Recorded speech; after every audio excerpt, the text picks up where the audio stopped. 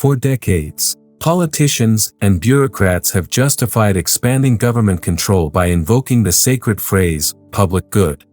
They claim only government can provide certain services, only government can solve social problems, only government can protect us from market failures. This seductive argument has led to the creation of massive bureaucracies, bloated budgets, and diminished individual freedom, all in the name of serving the common interest. But what if I told you that the entire public good justification is built on a fundamental economic fallacy? What if the very concept that politicians use to expand their power actually demonstrates why markets work better than government in virtually every case? During my years developing monetarist theory and observing how policies play out in the real world, I've witnessed countless examples of government programs that promised to serve the public good but delivered exactly the opposite results. The evidence is overwhelming. When we examine actual outcomes rather than noble intentions, we discover that voluntary exchange and market coordination serve the genuine public interest far better than any government mandate ever could. Today, I'm going to show you exactly why the public good argument is not just wrong, but dangerously misleading.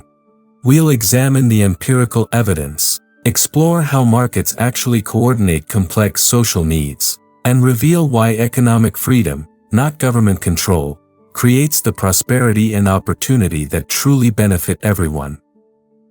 Chapter 1: The Fatal Flaw in Public Good Logic. The fundamental error in public good reasoning lies in assuming that collective benefit requires collective control. This assumption ignores the most important discovery in economics: how individual pursuit of private interest, within a framework of voluntary exchange, spontaneously coordinates to produce outcomes that benefit everyone. Consider the simple act of buying bread. When you purchase a loaf, you're not thinking about serving the public good, you're satisfying your family's hunger.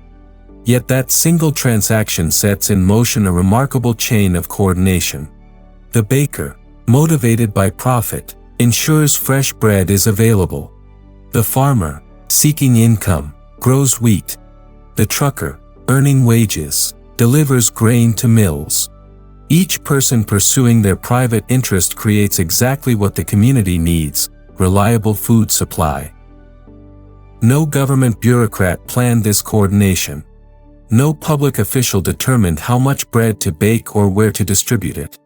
The price system, that magnificent information processing mechanism, automatically coordinates millions of individual decisions to produce abundance where abundance is needed, scarcity where resources are scarce.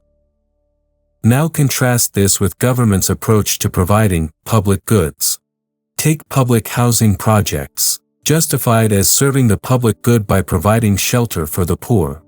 What actually happened? Concentrating poverty, destroying communities, creating environments where crime flourished and opportunity disappeared. The very people these programs were meant to help became trapped in cycles of dependency and despair. The empirical evidence is devastating. City after city that relied on government housing programs saw deteriorating conditions, while cities that enabled private housing markets, even for low-income families, saw improving neighborhoods and expanding opportunities. When government controls housing allocation, political considerations trump market signals. Buildings go where politicians want votes, not where families need homes. The same pattern repeats across every sector where government claims to provide public goods. Public schools, justified as serving the common interest of education, increasingly fail to educate while consuming ever larger budgets.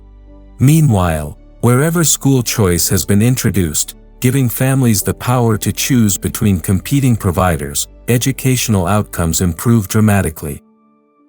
Why does this happen so consistently? Because the market mechanism aligns private incentives with public benefit in ways that government programs cannot replicate. When a private provider fails to serve customers well, those customers take their business elsewhere, forcing improvement or elimination of poor service. When a government program fails to serve citizens well, it typically receives increased funding and expanded authority, The public good fallacy fundamentally misunderstands how social coordination actually works. It assumes that serving everyone requires controlling everyone, when empirical evidence demonstrates exactly the opposite. Serving everyone requires freeing everyone to serve themselves and each other through voluntary exchange. Chapter 2: How Government, Public Goods, Create Private Disasters. The most damaging aspect of the public good fallacy isn't just that it fails to deliver promised benefits, it's that government provision of public goods actively prevents the market mechanisms that would naturally arise to serve those same needs more effectively. Examine public transportation systems across America. Justified as essential public goods that only government can provide, these systems consume billions in taxpayer dollars while delivering increasingly poor service.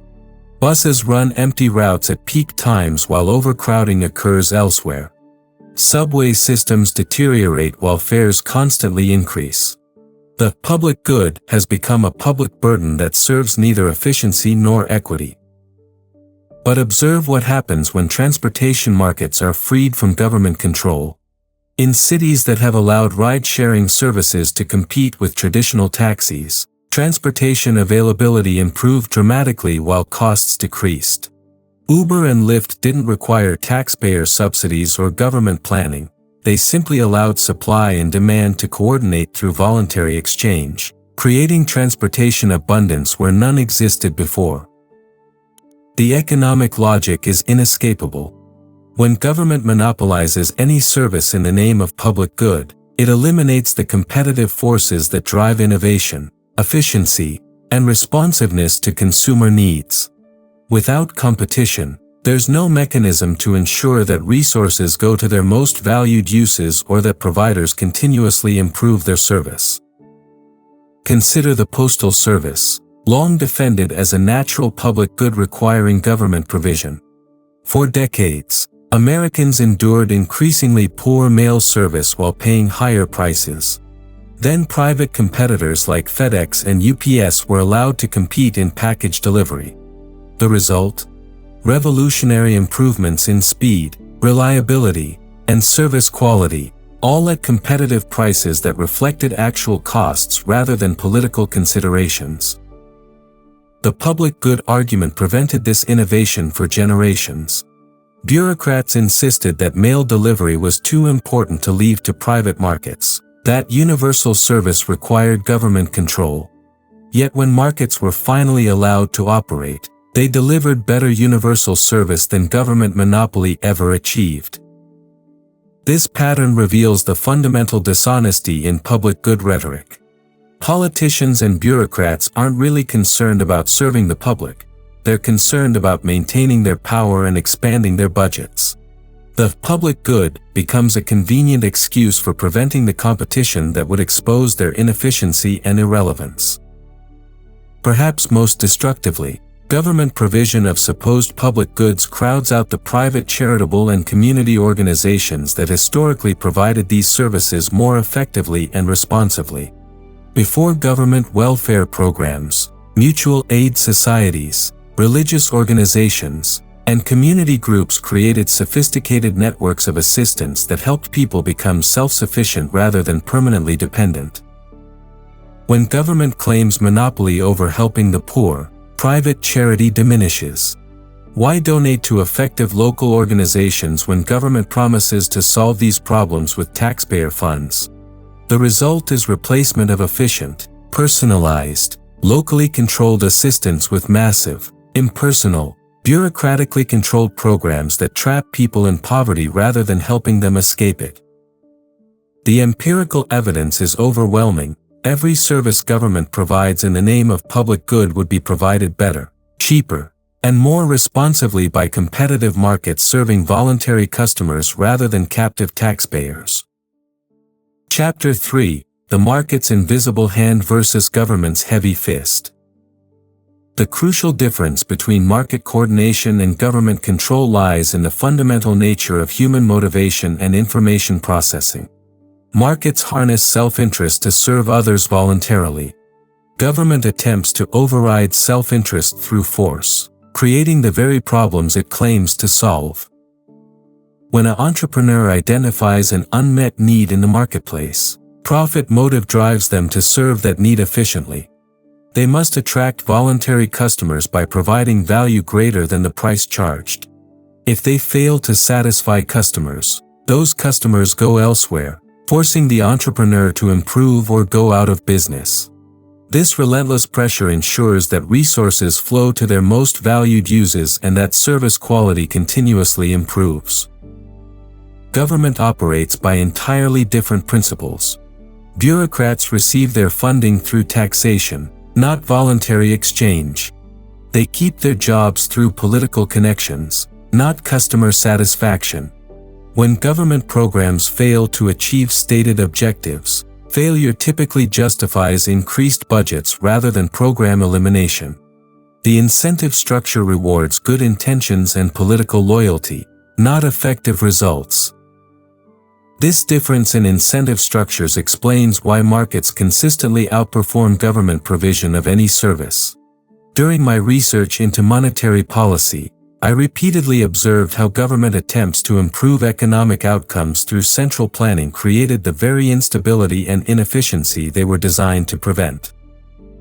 Take environmental protection, often cited as the quintessential public good requiring government intervention. The record shows that government regulation has consistently failed to achieve stated environmental goals while imposing massive costs on productive activity. Meanwhile, market-based approaches, where property rights allow individuals to profit from environmental improvement, have delivered dramatic environmental gains at a fraction of the cost. Consider how private ownership transformed the recovery of endangered species. When governments tried to protect wildlife through regulation and prohibition, species continued declining because landowners had no incentive to preserve habitat. But when market mechanisms allowed landowners to profit from wildlife conservation, through hunting fees, ecotourism, or conservation easements, endangered species populations recovered rapidly. The market doesn't require people to be altruistic to serve the common good. It requires only that they be allowed to pursue their own interests through voluntary exchange. The invisible hand that Adam Smith described isn't mystical. It's the observable result of millions of individuals coordinating their activities through the price system to serve each other's needs. Government's heavy fist approach assumes that force can create better outcomes than freedom. Yet empirical evidence consistently demonstrates the opposite. When government tries to force people to behave in ways that supposedly serve the public good, it creates black markets, corruption, economic distortion, and social conflict. The beauty of market coordination lies in its utilization of dispersed knowledge. No central planner can possibly know what millions of individuals know about their own circumstances, preferences, and capabilities.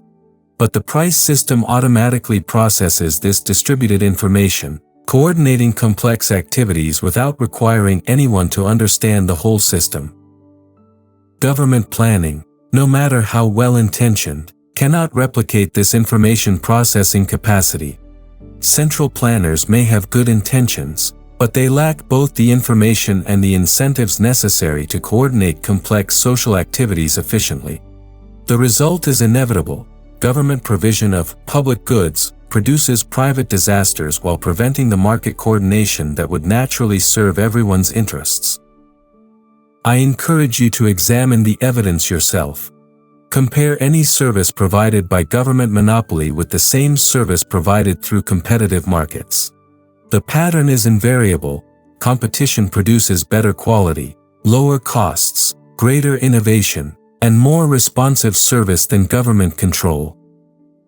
Chapter 4: Why Competition Beats Coercion Every Time.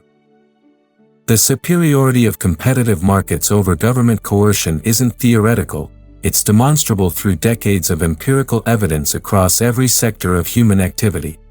When we compare outcomes rather than intentions, market coordination consistently outperforms government control in serving genuine public interests.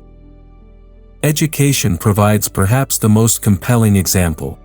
Government school systems, justified as necessary public goods, increasingly fail their basic mission while consuming ever larger portions of public budgets. Students graduate without essential skills, teachers become trapped in bureaucratic systems that reward conformity over excellence, and parents lose voice in their children's education.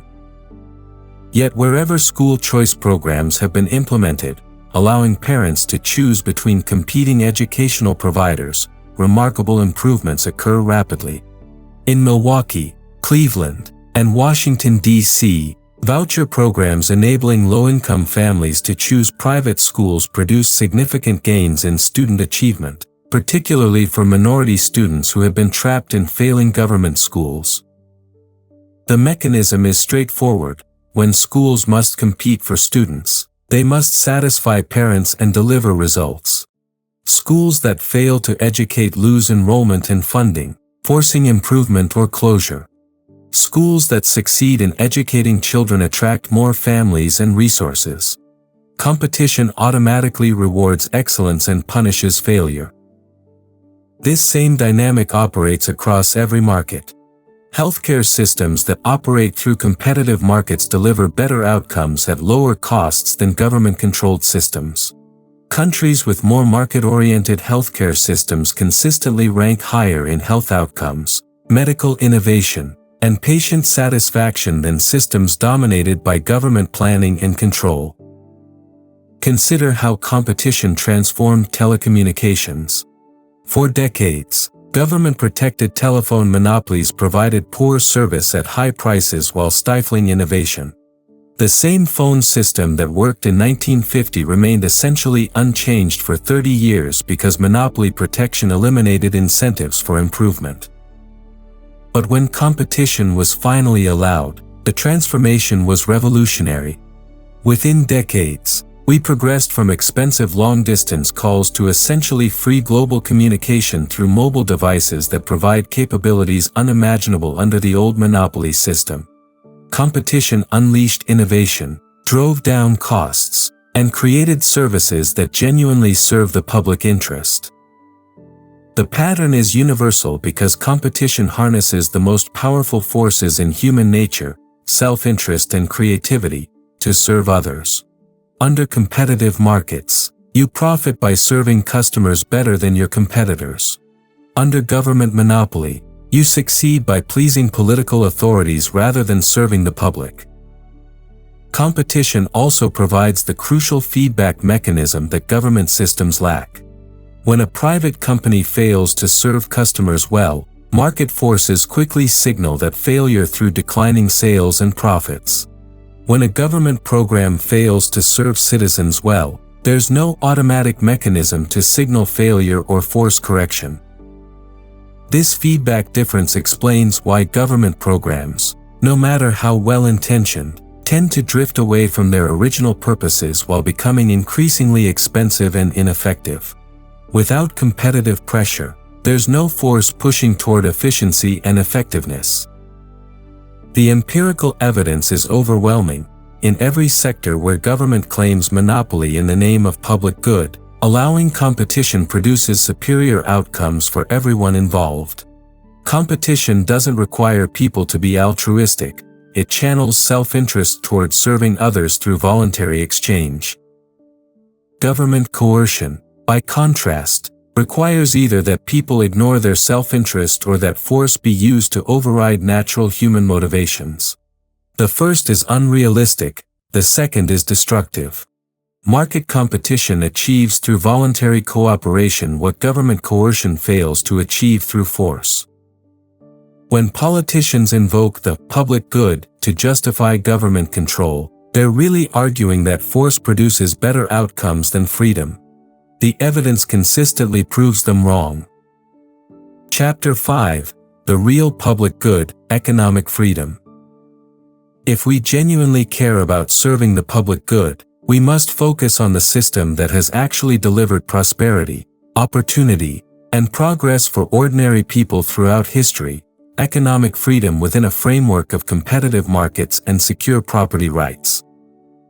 The real public good isn't any particular service government claims to provide, it's the institutional framework that allows voluntary cooperation to flourish. When people are free to trade, innovate, save, and invest according to their own judgment, they create abundance that benefits everyone in society. Consider the historical evidence.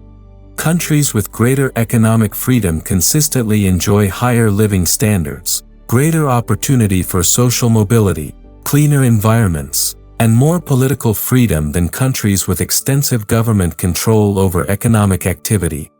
This isn't coincidence, it's the predictable result of allowing market coordination to operate. Hong Kong, with minimal government and maximum economic freedom, transformed from a poor fishing village to one of the world's most prosperous cities within a few decades. Singapore achieved similar results through similar policies. Meanwhile, countries that pursued extensive government planning and control, from the Soviet Union to Venezuela, experienced economic stagnation and declining living standards despite abundant natural resources. The mechanism is straightforward. Economic freedom allows people to specialize in what they do best and trade with others for what they need. This division of labor and voluntary exchange creates wealth that didn't previously exist. When government restricts economic freedom through regulation, taxation, and control, it reduces this wealth creation and makes everyone poorer. During my years studying monetary policy, I observed repeatedly how government intervention in the economy created the very problems it claimed to solve. Inflation, unemployment, economic instability, these problems consistently resulted from government policies that interfered with natural market adjustments. The most destructive myth in modern politics is that economic freedom benefits only the wealthy while harming ordinary people. Historical evidence proves exactly the opposite.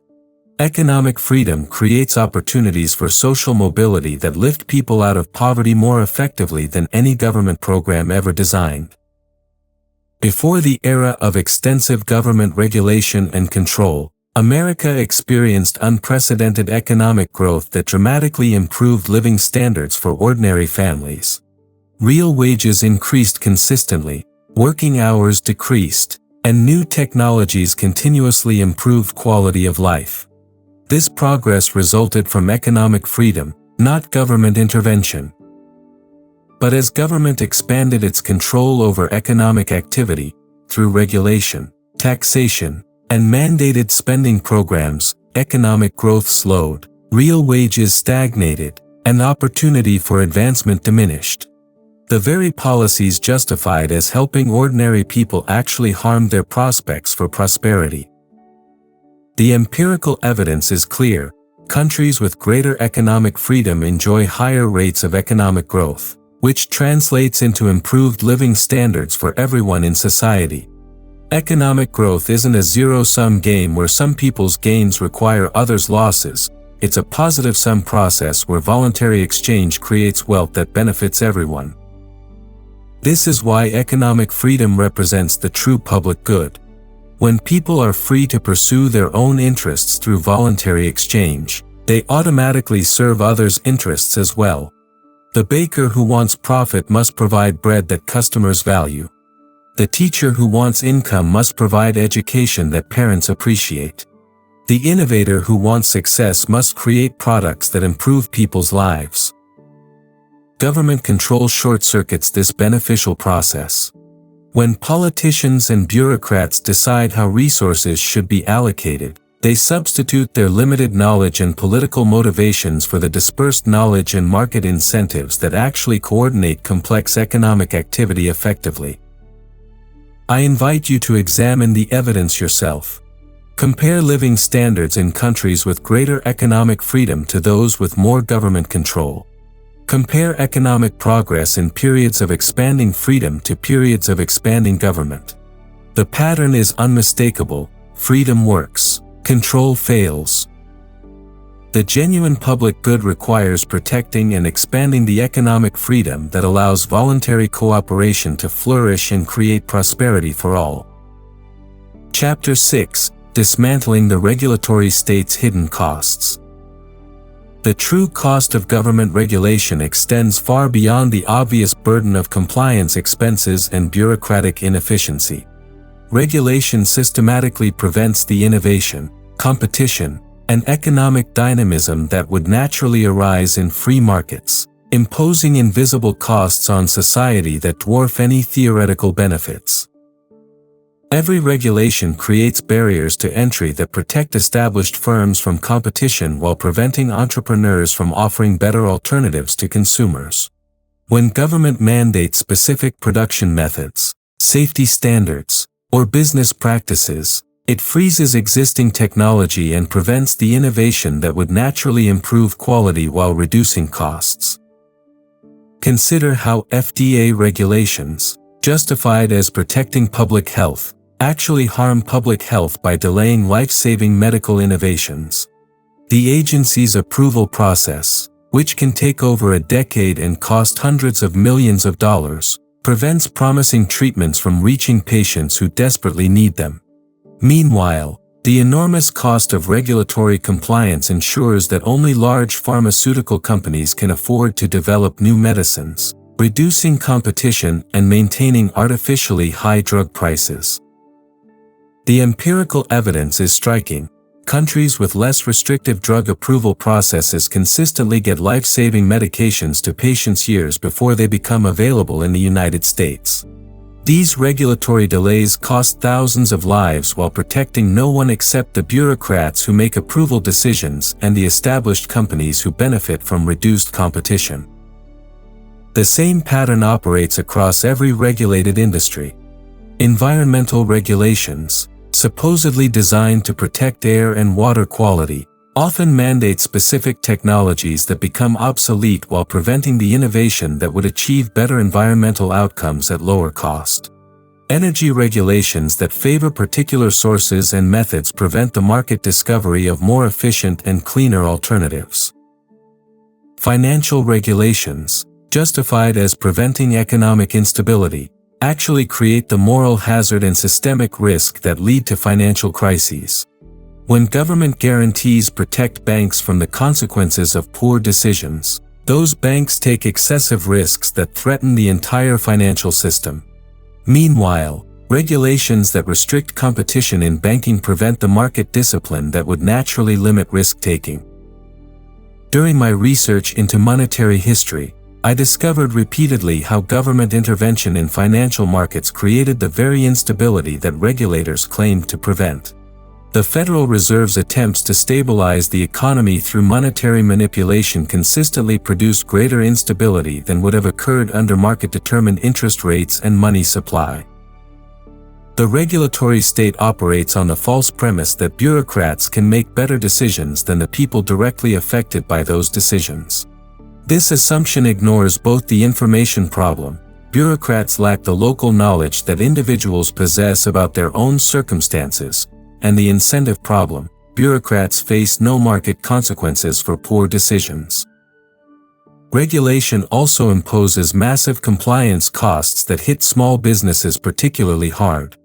Large corporations can afford teams of lawyers and compliance officers to navigate complex regulatory requirements. Small entrepreneurs and startup companies cannot. The result is systematic bias toward big business and against the entrepreneurial innovation that drives economic progress. The cumulative effect of decades of expanding regulation has been to slow economic growth, reduce innovation, and decrease opportunity for ordinary Americans. Real wages have stagnated, productivity growth has declined, and social mobility has decreased, all predictable consequences of replacing market coordination with bureaucratic control. Deregulation, wherever it has been tried, produces rapid improvements in service quality, cost reduction, and innovation. Airlines, trucking, telecommunications, and other industries that have been partially deregulated experience dramatic improvements that benefited consumers while creating new opportunities for entrepreneurs. The path forward requires systematic deregulation that removes barriers to competition and innovation while maintaining only those minimal rules necessary to protect property rights and enforce contracts. This doesn't mean eliminating all rules, it means replacing bureaucratic micromanagement with market discipline. When regulations are eliminated, market forces automatically provide the quality control, safety incentives, and consumer protection that regulations supposedly provide, but do so more effectively and at vastly lower cost. Companies that provide poor quality or unsafe products lose customers to competitors. Companies that satisfy customers prosper and expand. The hidden costs of regulation are among the greatest barriers to renewed prosperity and opportunity in America. Dismantling the regulatory state isn't about helping big business, it's about freeing the entrepreneurial energy that creates jobs, improves living standards, and expands opportunity for everyone. Chapter 7: Restoring America's Economic Freedom Legacy. America became the world's most prosperous nation by embracing the economic principles that politicians now reject in favor of government control. Our founding fathers understood that individual liberty and economic freedom were inseparable, and they created constitutional frameworks designed to limit government power and protect voluntary exchange. The economic freedom that built American prosperity wasn't accidental. It was the conscious choice of people who understood that government power tends to expand at the expense of individual liberty. The Constitution's limitations on federal authority, the Bill of Rights' protection of individual freedom, and the federal system's division of power all reflected deep understanding that concentrated government control threatens both prosperity and freedom. For over a century, this constitutional framework allowed unprecedented economic growth that lifted living standards beyond anything previously imagined. Real wages increased consistently, working hours decreased, and new technologies continuously improved quality of life for ordinary families. Immigration flowed toward America because economic opportunity was greater here than anywhere else in the world. This progress resulted directly from economic freedom. When people were free to work, save, invest, and trade according to their own judgment, they created wealth through voluntary cooperation. When government's role remained limited to protecting property rights and enforcing contracts, market coordination produced the prosperity that made America the beacon of hope for people around the world. But during the 20th century, America gradually abandoned the economic principles that had created its prosperity. Politicians promised that government planning could improve on market outcomes, that regulation could prevent economic problems, that redistribution could eliminate poverty. Each expansion of government power was justified as serving the public good. The results have been predictable: slower economic growth, reduced innovation, increased inequality, and diminished opportunity for social mobility. The very policies supposed to help ordinary Americans have harmed their prospects for prosperity while creating a privileged class of politicians, bureaucrats, and their corporate allies who benefit from government control. Restoring American prosperity requires returning to the economic principles that created prosperity in the first place. This means constitutional limits on government power, competitive markets free from regulatory barriers, sound money not subject to political manipulation, and fiscal responsibility that prevents government from consuming the resources needed for private investment and innovation. School choice programs offer a model for how this restoration can occur. When parents gain the power to choose their children's schools, educational innovation flourishes and student achievement improves. The same principle applies across every sector. When people regain the power to choose freely among competing alternatives, service quality improves while costs decrease. Tax reform that reduces rates and eliminates special preferences would unleash entrepreneurial energy while reducing the political corruption that comes from government's power to grant favors through the tax code. Regulatory reform that eliminates barriers to competition would allow innovation to flourish while reducing costs for consumers. Monetary reform that restricts the Federal Reserve's ability to manipulate money and credit would prevent the boom-bust cycles that periodically devastate the economy while systematically transferring wealth from savers to borrowers and from ordinary people to politically connected interests. These reforms don't require complex legislation or massive government programs.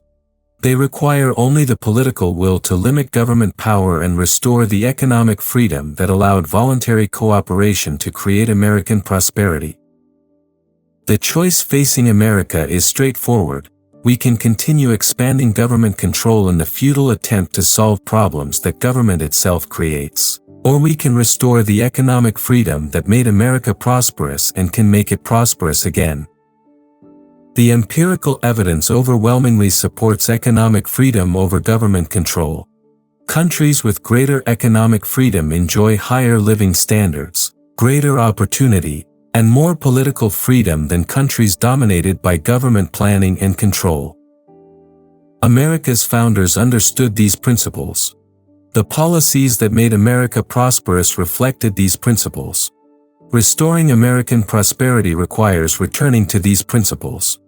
The alternative is continued decline as government control strangles the economic dynamism that created American prosperity and can create it again when freed from political interference. The choice is ours. We can choose economic freedom and renewed prosperity, or we can choose continued government expansion and inevitable decline. The evidence shows which choice serves the genuine public good. Conclusion. The public good fallacy has been thoroughly exposed by both economic logic and empirical evidence. Every argument for government control over economic activity crumbles when we examine actual outcomes rather than noble intentions. Markets serve the genuine public interest through voluntary cooperation that harnesses self-interest to serve others. Competition ensures that resources flow to their most valued uses while rewarding innovation and efficiency. Economic freedom creates the wealth and opportunity that lift living standards for everyone in society. Government control, by contrast, replaces this beneficial coordination with political force that inevitably produces outcomes inferior to those achieved through voluntary exchange. The regulatory state stifles innovation, reduces competition, and imposes massive costs while preventing the market solutions that would naturally arise to serve human needs. The choice before us is clear. We can continue expanding government power in the false belief that political control serves the public good, or we can restore the economic freedom that actually creates prosperity and opportunity for all. The evidence is overwhelming. Economic freedom works. Government control fails. The time has come to reject the public good fallacy and embrace the market coordination that truly serves everyone's interests. I encourage you to examine this evidence yourself. Compare outcomes in free economies with those in controlled economies. Study the historical record of what actually creates prosperity versus what politicians promise will create prosperity. The truth is clear for anyone willing to see it. The real public good requires protecting and expanding the economic freedom that allows voluntary cooperation to flourish. When people are free to choose, they choose wisely. When markets are free to operate, they serve the public interest better than any government program ever could.